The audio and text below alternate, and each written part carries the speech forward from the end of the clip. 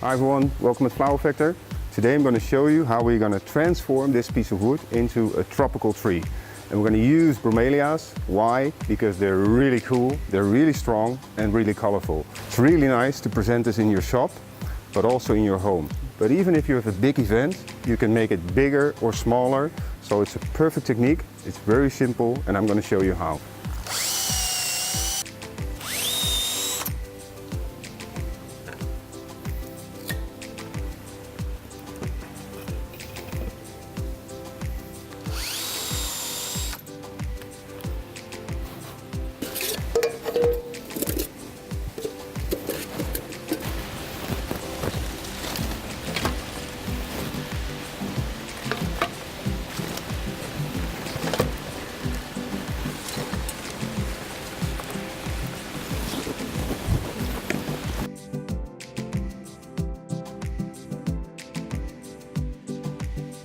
So as you can see, very quick, very easy and fun to create.